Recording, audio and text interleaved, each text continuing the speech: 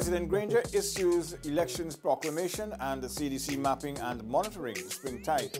Welcome to Info Hub. It's Tuesday, October 1. We have lots to tell you. Proclamations for general and regional elections have been issued by His Excellency President David Granger, stating that the holding of general and regional elections will be on Monday, March 2, 2020.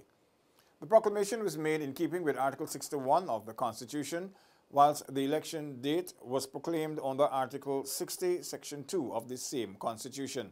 Article 61 states that, quote, an election of members of the National Assembly under Article 60, Section 2 shall be held on such day within 3 months after every dissolution of Parliament as the President shall appoint by proclamation, end of quote.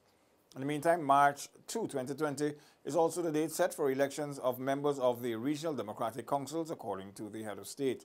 Article 73, Section 2 of the Constitution states, quote, elections of members of Regional Democratic Councils shall be held, and the councils shall be dissolved at such time as, subject to paragraph 3, the President may appoint by proclamation. End of quote. President Granger on the 25th of September addressed the nation, announcing that after discussions with the chairman of the Guyana Elections Commission and his cabinet, the earliest possible date for the holding of general and regional elections will be on Monday, 2nd March 2020. The Civil Defense Commission on Monday assessed areas within Region 5 where several cash crop and livestock farmers are affected by flooding as a result of above normal high tides.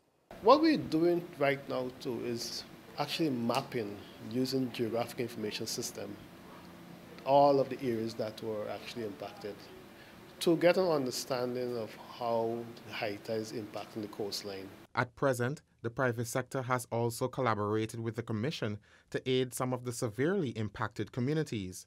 On Tuesday, a check valued $1 million was handed over by a representative from Chung's Global Enterprise to the CDC to assist in its relief efforts. This gesture is timely to provide food supplies that could last a family of 5 for about 2 weeks to 3 weeks, and really able to distribute that. We are expediting this process. As a matter of fact, this check will be cashed immediately to purchase food supply to be distributed by 1600 hours this afternoon. Starting in the community of Zilok, West Coast Demerara. Food supplies will be directed to persons in need in the worst hit areas. Here at the Civil Defense Commission, cleaning supplies are currently being loaded in a truck to be taken to some of the affected communities. Springtide began on September 26th and will conclude on October 2nd. Shaquille Bourne for InfoHub. In response to the overtopping of sea and river defenses due to the spring tide, the CDC has also been working alongside other agencies to perform its disaster management responsibilities. The team, led by CDC's Senior Response Officer, Captain Salim October, visited and distributed water and cleaning detergents to assist residents in returning their homes to normalcy. Anika Bisoun was one of several persons who were affected and received assistance from the CDC. Bisoun shared what her home was like when the natural disaster occurred. I was awake around 6 o'clock in the morning.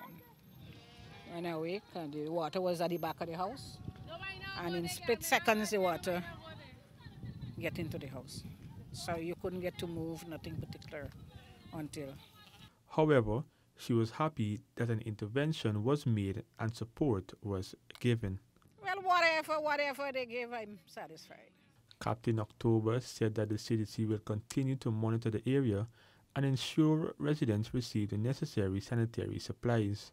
We are concerned particularly about health and safety issues, and so we would have distributed cleaning hampers to help residents to engage in an exercise that will see them clean up their premises so that it could be sanitized and disinfected to help them to return to normalcy. This is particularly important because, disease transmission at this time could be heightened.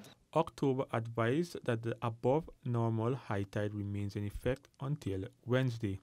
Persons are urged to take necessary precautions. Isaiah Braffett for InfoHub. Still to come, Suriname to get its own water supply and senior citizens to benefit on International Day of the Elderly. Details of these after the break. you ready to embark on a truly epic adventure to an undiscovered corner of South America, where some of the most spectacular natural attractions are unveiled within a beautifully diverse landscape? From the wetlands and savannas to the ancient mountains, magnificent waterways and lush enriching rainforest would provide a vast playground for some of the most exotic and breathtaking creatures on the planet, including many of the world's giant species. This untouched land of mystery and wonder serves up an exclusive experience for travelers. So are you ready for a new, awe-inspiring adventure? Welcome back to nature. Welcome to Guyana.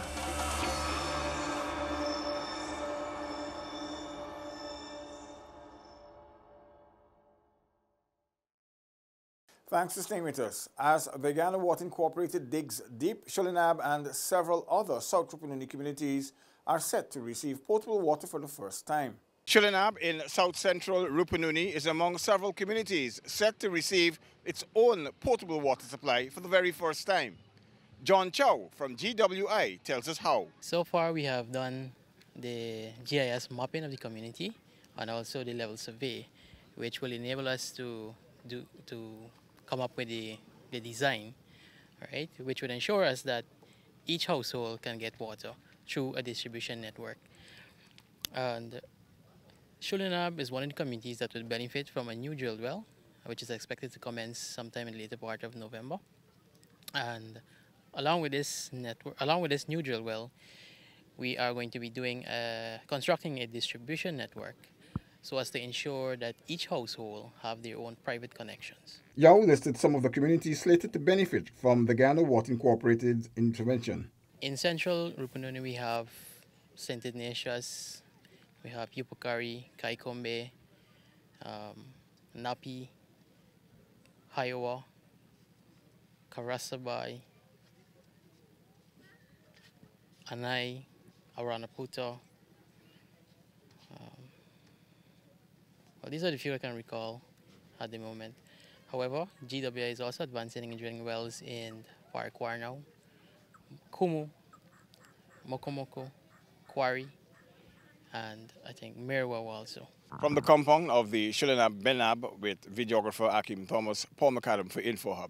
As Guyana joins the rest of the world to celebrate International Day of the Elderly, pensioners from the West Bank of Demerara and other communities benefited from a hot breakfast offered at Bagotstown and the Wales Post Office on the 1st of every month. Everett D. Dillon, chairperson of the National Commission for the Elderly, says this initiative is one that the Ministry of Social Protection is proud to be affiliated with. Some persons, they're in dire need for this pension, so they don't sleep all night, sometimes 3 o'clock in the morning, they're out. And we recognize this fact, and we said that we will have to work along with them in ensuring that they have a breakfast, because as you would have heard, some of them would faint at some times. So we thought it necessary that a simple breakfast should be provided for our pensioners. D. Dillon also says plans are being put in place for senior citizens to receive their pension at any commercial bank of their choosing. It was highlighted by Myra Caldron, a member of the National Commission for the Elderly, that a similar initiative will be offered at Verdun Hoop from November. Neola Damon, InfoHub. Also observing Day of the Elderly was the Agriculture Ministry, which hosted an Agri-Cursion exhibition for senior citizens to learn various agricultural techniques. As Agriculture Month starts on the International Day of Elderly Folks, the Ministry of Agriculture has engaged in an Agri-Cursion exhibition to give the elderly an opportunity to learn various agricultural techniques. You're going to learn how to do what we call composting so that you can make, you call it mold, right? Make your manure for your plants. You're going to get the opportunity to see what a shade house looks like. You may have heard about it on television. You're going to have the opportunity to see what the drip irrigation system looks like. The initiative is a welcomed one, as the participants were overjoyed at the opportunity to go on such an outing. Today is all right. I enjoy by coming. This is the second time I come here, so I enjoy the program and I enjoy everything inside there. So everything is okay with me. We are being given information about what is done in the shade house, as it said. It is where they grow cash crops. The one that is being grown here now is tomatoes. In the shade house also, we're told that it lessens the labor because you have tunnels, I think I'm going to call it tunnels, I don't know if they could, just pipelines with emitters. From livestock to crop, the participants are not only given an opportunity to learn how to run a proper kitchen garden, but also the importance of maintaining a healthy diet. With videographer Kenyan Bacchus, I'm Nkosi Bruce for InfoHub. Before we close, here's a reminder. GCOM's Claims and Objections exercise begins on October 1 and ends on November 18, 2019. During this period, persons who are 18 years or older or will become 18 by December 31, 2019, and persons whose names appear on the preliminary list of electors or PLE are asked to visit the registration office in their respective districts to verify their registration records for inclusion on the official list of electors or OLE.